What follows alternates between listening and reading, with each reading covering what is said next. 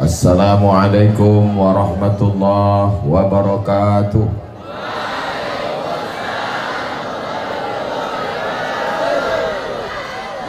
Salam Pramuka. Salam Pramuka. Salam Pramuka. Apa kabar semuanya? Sehat? Alhamdulillahirabbil alamin. Ada yang nangis minta pulang? Pulangkan segera. Jadi ketika saya tadi dikasih baju pramuka, dipakai di kamar tadi kacu, pikiran saya pulang 30 tahun yang lalu. Saat saya dibelikan orang tua saya baju pramuka, saya pakai, ada sempritannya, ada baretnya, ada kacunya, lengkap semua. Lalu kami pun pergi ke sekolah. Petang-petang hari saya pergi mencari dahan-dahan kayu untuk dibawa tempat menjemur baju, tempat menggantungkan kacu, tempat menggantungkan sempritan, tempat menggantungkan sepatu. Akhirnya kami berkemah. Hari ini saat kuliah saya tidak ikut pramuka. Di Mesir, di Maroko, di Sudan sibuk belajar. Lalu kemudian ketika saya tausiah dari Sabang sampai Papua, ke Malaysia, ke Brunei Darussalam, tidak ada satupun yang mengingatkan saya pada pramuka. Akhirnya sampai ke Darul Rasyid, inilah yang mengembalikan memori saya ke pramuka. Terima kasih untuk HRB Haji Rasid Bancin. Mudah-mudahan beliau panjang umur, sehat badan. Semua yang hadir di sini saya yakin dan percaya ini adalah orang-orang yang pernah digembleng dengan pramuka sehingga mereka mandiri. Adik-adik ini anak yatim piatu atau ada emak ayahnya? Masih hidup ayahnya? Masih hidup emaknya? Lalu kenapa susah-susah tidur di kemah? Tak ada rupanya kasur kalian di rumah? Ada. Lalu kenapa susah-susah tidur di dekat pohon sawit? Ada ular, ada lipan, ada babi hutan, ada berondol, ada ulat. Kenapa bersusah-susah? Karena dengan susah itulah baru kita menghargai kesenangan dan kebahagiaan. Betul? Dengan pramuka nanti pulang ke rumah kalian akan sayang dengan ibu. Kenapa? Kalian tahu susahnya memasak. Di rumah orang yang tidak pernah pramuka, mau makan ada makanan, mau minum ada minuman, mau tidur ada tempat tidur, mau semuanya ada. Akhirnya dia tidak pernah merasakan kenikmatan karena tidak pernah susah. Yang membuat orang berhasil bukan universitas. Yang membuat orang berhasil bukan universitas, perguruan tinggi, institut, sekolah tinggi, bukan. Yang membuat orang berhasil, universitas yang paling berhasil mencetak alumni adalah universitas penderitaan. Jadi kalau ada orang mengatakan nanti dia mengeluh di kemah, susah kali pramuka ini. Pramuka ini memang kita nyari susah. Kalau mau nyari enak kita pulang ke rumah. Yang saya omongkan ini betul atau tak betul? Yang bilang tak betul, ganti bajunya, pakai kain kapan. Ada seorang bapak-bapak, hari Ahad, hari libur dia pergi. Lalu kemudian dia menyewa sampan.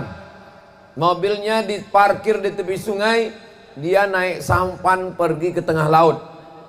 Keluar duit nyewa sampan, bawa nasi bungkus dari rumah, membawa bambu, membawa tali pancing, bawa cacing, bawa udang kecil untuk umpan. Sampai ke tengah laut dia mancing. Untuk apa dia mancing? Dia mencari ikan. Padahal kalau mau ikan kan cukup ke pasar. Pergi ke warung, ke rumah makan, ikan goreng sudah siap. Cukup tinggal tunjuk aja, ikan goreng, ayam pop, ayam metal, ayam rock, ayam hutan, ayam mati. Untuk apa dia pergi ke tengah laut, jauh-jauh naik mobil, nyewa sampan, rental speedboat, sampai ke tengah laut, mancing. Pas ditanya, kau dari mana? Aku mancing. Ngapain kau mancing ke laut? Di pasar kan ada ikan, di rumah makan udah ada ikan goreng lagi. Bukan masalah ikannya guys, tapi masalah adventure-nya ini. Life is adventure.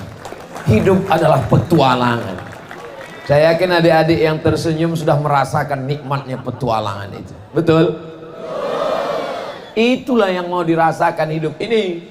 Jadi orang yang tidak tahu, walaupun sampai ke tengah laut, mancing sampai sore, nggak dapat ikan. Pulang ke rumah, malu sama istrinya, pergi ke pasar, beli ikan juga ujungnya. Tapi petualangan itu yang luar biasa. Ini yang di hadapan adik-adik sekalian, ini adalah petualang-petualang. Itu yang ujung itu namanya kakak Nazar. Itu bertualangnya sampai ke Kairo tahun 1996. Allahu Akbar. Pramukanya dari Gontor, Ponorogo, Jawa Timur. Dari Banda Aceh terbang ke Surabaya, berangkat ke Madiun, langsung ke Gontor, tamat dari Gontor terbang ke Kairo. Kenapa berani? Karena di Pramuka sudah dididik mandiri. Di Pramuka masak sendiri. Nanti kalau kau nggak makan nanti di Kairo cemana? Kami udah biasa Pramuka mak, nasi tak setengah masak pun kami tekan juga. Betul? Banyak juga kalian yang makan nasi setengah masak. Nih, yang di samping kiri saya ini juga petualang yang luar biasa. Dari Nangro Aceh Darussalam, sekarang berkantor di Senayan. Wakil orang Aceh memilih beliau untuk jadi wakil di Senayan DPR RI. Namanya Kakak Fadlullah SE. Bangga tidak bersama beliau hari ini? Adik-adik ada yang mau jadi anggota DPR RI? Enak kali jadi anggota DPR RI itu. Punya mobil dinas, rumah dinas, istri dinas, gajinya besar, tunjangannya. Kalau cengeng, tidak akan mungkin bisa terbang ke Jakarta dari Pulau Sumatera, menyeberang Selat Sunda, masuk bertarung dengan pertarungan yang luar biasa, akhirnya ke Senayan. Nanti wawancarai, adik-adik wawancara dengan Kak Nazar, wawancara dengan Kak Fadlullah, bagaimana mereka dulu pramuka. Kalau adik-adik punya podcast, kalau adik-adik punya kamera, rekam, wawancara dengan mereka, bagaimana mereka bisa mandiri. Yang sebelah kanan ini juga dari Aceh, belajar ke Sumatera Utara, Deli Serdang, Lau Bakri. Nama pesantrennya Darul Arafah. Di Darul Arafah kami juga kasyafah, ada namanya pramuka. Lalu kemudian dari Darul Arafah terbang ke Kairo. Beliau di Kairo, pulang dari Kairo, mengabdi ke pesantren. Orang Aceh memilih beliau. Dan di antara seluruh senator, beliau nomor 2. Betul Tengku? Nomor 2 suara terbanyak. Anak pesantren, anak pramuka, biasa mandiri. Mandiri saat pesantren, mandiri saat pramuka, mandiri saat di Kairo, mandiri. Sekarang bisa ke Senayan. Adik-adik mau jadi anggota DPD? Perempuan suaranya lebih kuat. Nampaknya anggota DPD 20 tahun ke depan itu perempuan semua kelihatannya. Yang laki-laki ini di rumah masak nasi. Yang sebelah lagi tak perlu dikenalkan lagi. Ini yang paling jauh pertualangannya. Saking kan sibuknya belajar sampai tak sempat mencukur janggutnya. Ganteng orangnya, luar biasa. Bahasa Arab mantap, bahasa Inggris mantap, ke Jerman oke. Saya bisa masuk ke Australia. Beliau yang membawa saya ke Melbourne, kemana lagi? Ke Sydney, ke Canberra. Beliau yang membawa saya ke Australia. Lah, saya cuma mau ngasih tahu saya pernah juga masuk ke Australia. Dia yang membawa. Luar biasa petualangan beliau. Adik-adik mau ke Australia? Adik-adik mau ke Kairo? Adik-adik mau ke Korea Selatan? Serius pramuka ini. Karena kalian adalah orang-orang yang mandiri. Bahasa Inggris oke, bahasa Arab oke, bahasa Jawa. Kaifa halukum?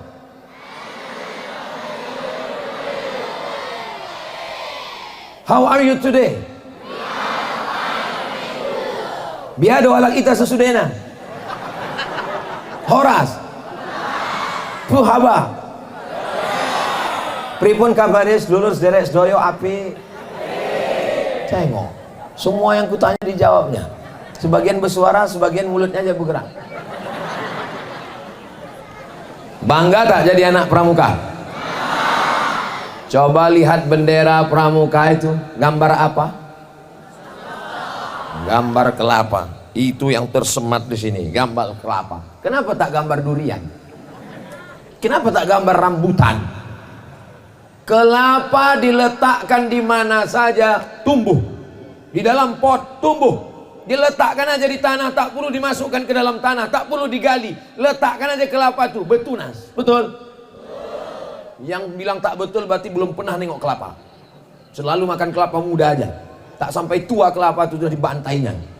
Ambil kelapa tua di pasar, letakkan aja di atas tanah.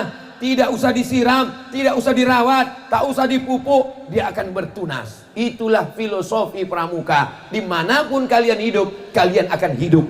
Dimanapun, iyalah hidup akan hidup. Dimanapun kalian berada, kalian akan hidup. Betul? Di Korea Selatan, hidup. Di Kairo, hidup. Di Jawa Barat, hidup. Di Gontor, hidup. Jadi kalau mau mengetes sudah sehebat apa pramukanya, wahai bapak, wahai ibu, anak-anak kalian ini insya Allah dicampakkan kemanapun hidup. Kalau tak percaya, campakkan orang nih. Kalau mati berarti tak betul pramukanya. Betul? Siap-siap dan campakkan. Yang kedua, pramuka itu simbolnya tunas kelapa. Karena kelapa itu tidak ada yang sia-sia, dari mulai akar sampai pucuknya. Betul? Mau kita bahas dari bawah ke atas atau dari atas ke bawah? Terserah saya lah. Dari atasnya yang pertama dipakai orang adalah pucuk kelapa. Apa itu pucuk kelapa? Sebelum janur kuning melengkung masih milik bersama. Janurnya dipakai untuk orang nikah, janurnya dipakai untuk Idul Fitri, janurnya dipakai untuk buat ketupat.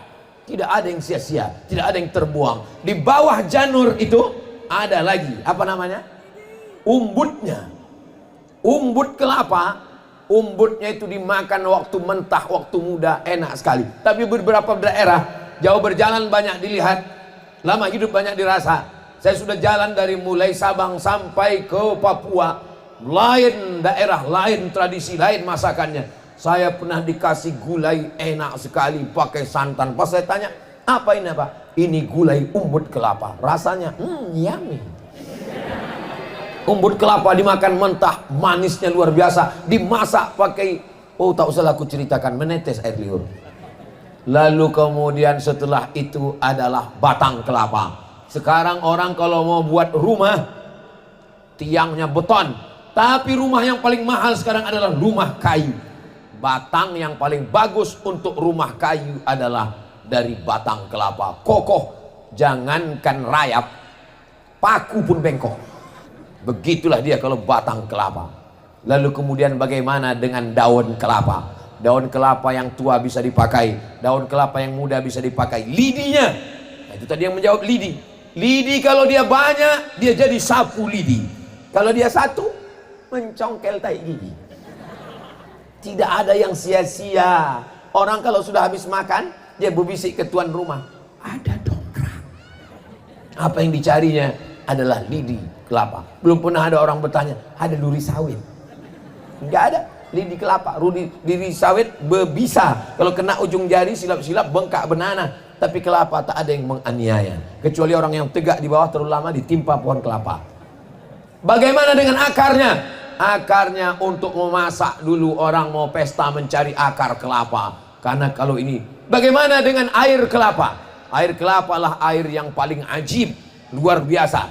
Kalau bahasa Arabnya ajib. Kalau bahasa kampung kami, wow, amazing. Kenapa air kelapa? Air kelapa tidak disedot, air kelapa tidak disiram.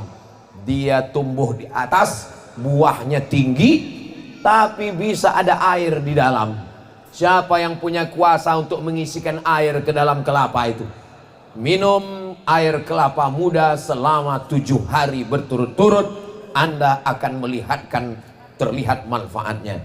Badan sehat, racun-racun di dalam badan hilang. Saya kalau pulang ini nanti ke Pekanbaru, minum air kelapa. Pagi minum, sore minum, malam minum. Kenapa? Air kelapa paling bagus, luar biasa. Di sini kenapa tak minum air kelapa? Karena kelapa sawit keliling. Adik-adik kalau mau sehat, minum air kelapa. Isi kelapa. Isi kelapa, jangan tanya lagi. Kelapa muda, enak luar biasa. Kelapa tua, bisa untuk diparut. Kelapa tua, keluar santannya. Kelapa tak ada yang sia-sia. Begitu juga dengan adik-adik pramuka sekalian. Dimanapun kalian diletakkan, kalian akan hidup seperti bibit kelapa, insya Allah. Begitu juga dengan kelapa. Dari mulai ujung akar sampai ke ujung pucuk bermanfaat. Begitu juga dengan adik-adik sekalian. Kalian tidak ada yang menyusahkan orang tua. Kalian tidak ada yang menyulitkan orang tua. Kalian semuanya bermanfaat kepada orang tua seperti manfaatnya pohon kelapa, insya Allah. Amin. Pohon kelapa adalah simbol perjuangan. Bagaimana mendapatkan pohon kelapa? Kelapa mesti dipanjat ke atas. Yang jatuh hanya kelapa busuk. Kelapa walaupun dia tua, walaupun kulitnya sudah kering, dia tidak akan gugur. Dia mesti dipanjat. Kelapa adalah simbol perjuangan. Inilah perjuangan adik-adik sekalian. Dan kelapa itu kalau jatuh, jatuhnya dari pohon yang tinggi. Jatuh dari tinggi. Macam mana bunyi kelapa jatuh? Gedebuk. Mana ada jatuh itu slow? Gedebuk. Itu kelapa bencong itu.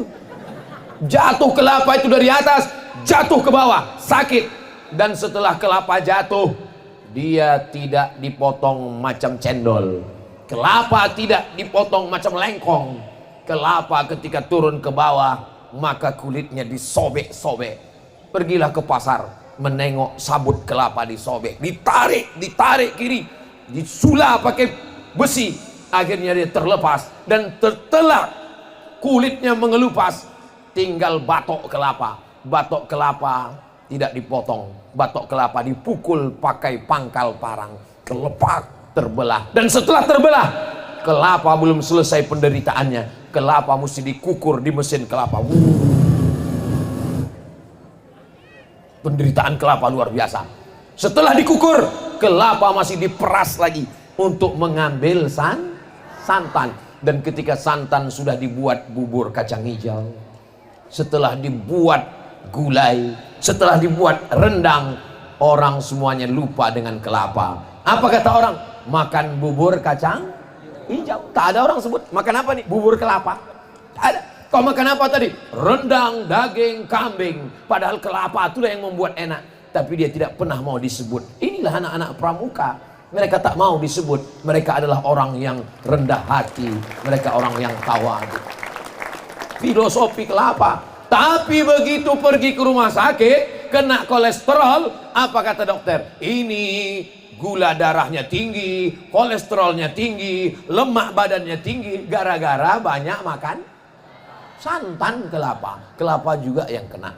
Makanya kalau berhasil, orang tidak akan pernah menyebut pramuka. Tapi kalau dia kecelakaan, na'udzubillah, kenapa anak Pak Anu meninggal? Itulah dulu waktu berkemah-kemah di hutan diganggu hantu mati.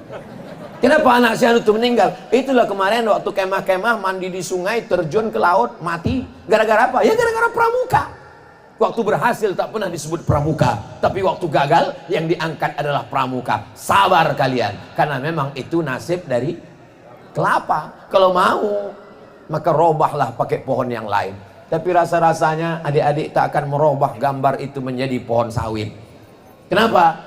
Karena ada kekurangan sawit. Sawit tak ada airnya. Belum pernah orang minum. Kau minum air apa tadi? Air sawit. Walaupun sawit duitnya luar biasa. Sawit mesti dipupuk. Sawit mesti dijaga. Kalau tak dipupuk mati. Tapi kelapa, kalau ada orang yang rajin, dibersihkannya kelapa ini, makin tak berbuah. Makin semak, makin bagus. Tak perlu dipupuk, makin syarat buahnya. Makin banyak hasilnya. Nah, jadi adik-adik sekalian, nanti kalau malas mandi ditanya orang, kau kenapa tak mandi? Kami ini pramuka. Pramuka itu macam kelapa. Kelapa itu tak perlu diurus, dia berhasil. Ini namanya mencari-cari alasan. Anak pramuka tetap mandi, anak pramuka tetap bersih, anak pramuka tetap hebat, anak pramuka dibanggakan orang tua. Salam pramuka. Salam pramuka. Allahu Akbar. Bapak Ibu yang ada di rumah, ini jauh-jauh ada dari Aceh Utara, Aceh Besar, ini jauh dari Langkat Sumatera Utara, dari Subulus Salam, dari Aceh Barat, dari Gayo Luas. Dingin ini saya masih ingat, kalau mau merasakan mandi pakai air es, datanglah ke Gayo Luas. Deli Serdang Sumatera Utara, Aceh Tenggara, Aceh Singkil, Nagan Raya, Medan Sumatera Utara, Biren, Aceh Barat Daya, Pulau Sabang. Masya Allah indahnya kami menengok ikan-ikan yang hijau. Masuk pagi kami menengok asrama haji zaman dulu, orang naik kapal laut. Ternyata bumi Aceh disebut Serambi Mekah karena semua jamaah haji dari Sabang sampai Papua sebelum ke Makkah pasti berhenti dulu di Pulau Sabang. Aceh Tengah, ada lagi dari Binjai. Masya Allah, selama ini orang kalau udah sebut Binjai habis batang pisang di tinjunya. Sekarang rupanya anak-anak Binjai terkenal dengan pramukanya. Aceh Jaya, di masa akan datang insya Allah panjang umur, sehat badan, saat Jambore Internasional mudah-mudahan Darul Rasyid lah menjadi tuan rumahnya insya Allah. Amin. Saya hari ini bangga karena saya sudah diingatkan tentang memori saya 30 tahun yang lalu. Begitu juga dengan adik-adik sekalian. Kalau kita berjumpa sekarang di Darul Rasyid 2023, maka 30 tahun akan datang 2023, 2033, 2043, 2053. Di antara adik ini akan ada yang jadi Bupati Singkil, akan ada yang jadi Gubernur Nangro Aceh Darussalam, akan ada yang mewakili Aceh menjadi DPD dan DPR RI.